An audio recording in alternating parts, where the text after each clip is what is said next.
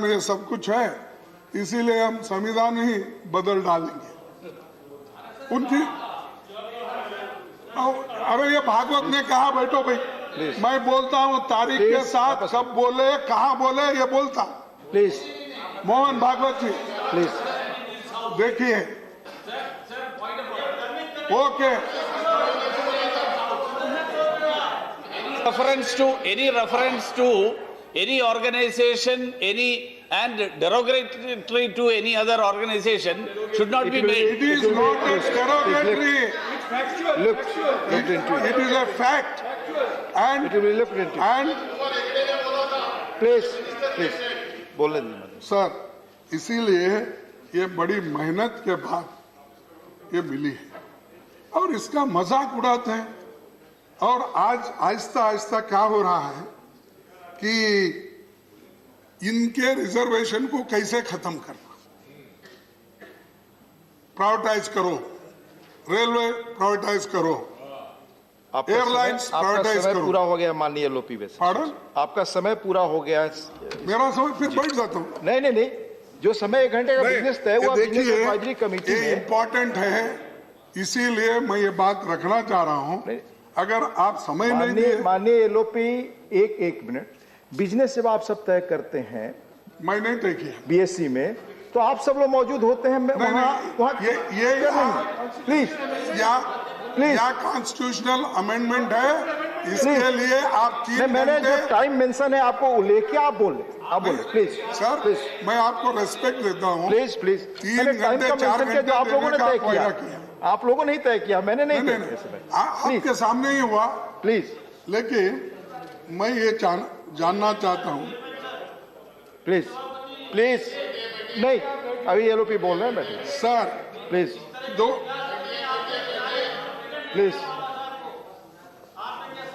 Please अरे मालूम है तुमका, प्लीज आप बैठे, आपकी बात रिकॉर्ड पे नहीं जाएगी, आपकी बात रिकॉर्ड पे नहीं जाएगी। माननीय एलओपी बोल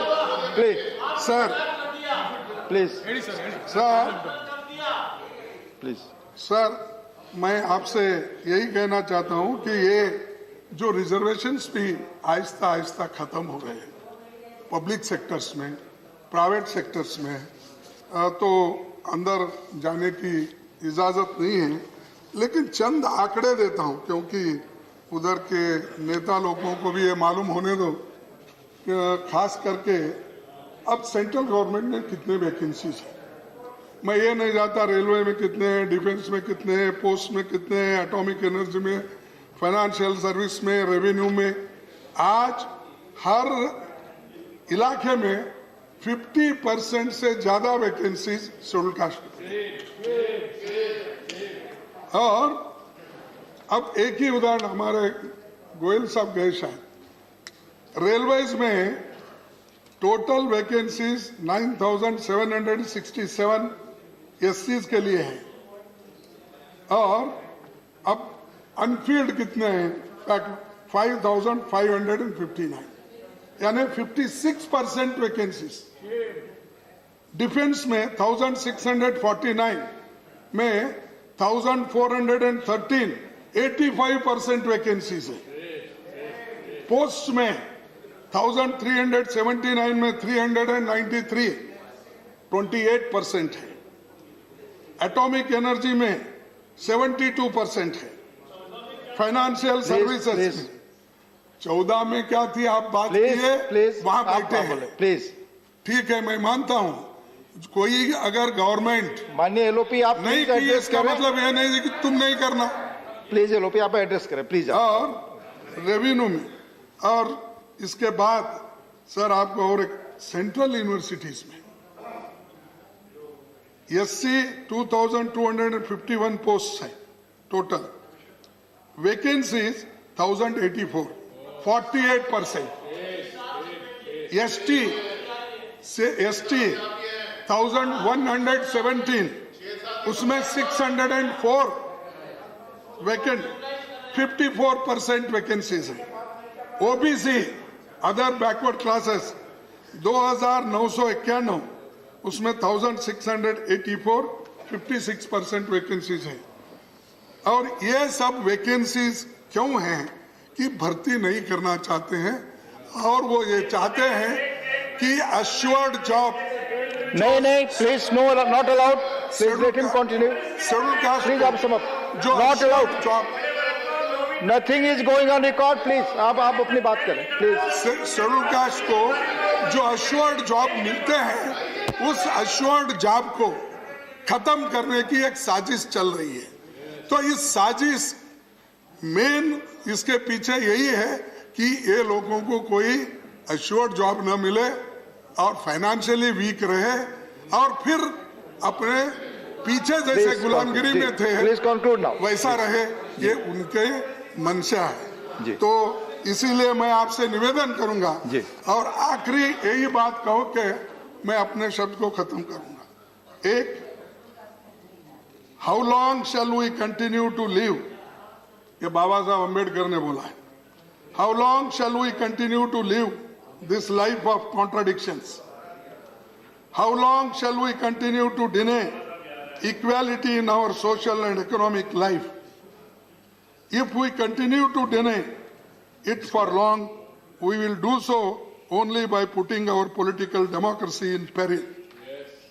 We must remove this contradiction at the earliest possible moment, or else those who suffer from inequality will blow up the structure of political democracy which this assembly has so laboriously built up।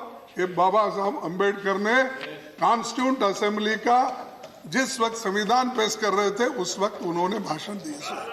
Thank you, अरे thank you, please. वो कैसा हरवाया, मेरे से argument करो, मैं बोलता हूँ। Thank you, please आप कंक्लूड करें, माने आप कंक्लूड करें प्लीज। कोई अध्यक्ष महोदय, मैं आपके नोटिस को लाना चाहता हूँ, कभी कभी ऐसी बात करते हैं जो लोग उस मोमेंट में भी नहीं थे। डॉक्टर बाबा साहब के स्टैचू यहाँ पर जो ठहरा करने की बात आई तो हम लोग 8-8 दिन जेल गए। तुम लोग कहाँ थे उस वक्त? प्लीज। और बात करते हैं अम्बेडकर के बारे में। आप अपनी बात कंक्लूड करें, ऑलरेडी आप 10 मिनट अधिक बोल रहे हैं समय। इसीलिए मेरा कहना है ये कांग्रेस पार्टी, महात्मा गांधी जी, पंडित जवाहरलाल नेहरू जी, इन्होंने सब मिलके बाबा साहब अम्बेडकर को कॉन्स्टिट्यूंट असेंबली का ड्राफ्टिंग कमेटी चेयरमैन बनाकर ये संविधान दिया है। इसको नष्ट करने वाले आप लोग हैं, इसको तंग करने वाले आप लोग हैं, डेमोक्रेसी को बर्बाद करने वाले आप लोग हैं और आज डेमोक्रेसी की जगह ऑटोक्रेसी ला रहे हैं। इसीलिए मैं ये चाहूंगा इसके साथ ही ये सब वैकेंसीज फिलअप करने की आप कोशिश कीजिए। आप हर स्टेट को भी आप इंस्ट्रक्शन दीजिए, क्योंकि जब तक आप इंस्ट्रक्शन नहीं देंगे हर स्टेट में भी अगर वैकेंसीज भर्ती नहीं होंगे, मैं समझता हूं ये रिजर्वेशन दे के भी आप नहीं दिए जैसा होता है। एक हाथ से दे रहे हो, दूसरे हाथ से ले रहे हो, ऐसा नहीं होना। इसीलिए मैं उनसे अपील करता हूं, प्रश्न का जवाब उत्तर सब देते रहेंगे, लेकिन एक पहले काम करते रहो, ये काम करके हमको दिखाओ। यही कहते हुए मेरे शब्दों को समाप्त। Thank you. माननीय भूपेंद्र यादव जी।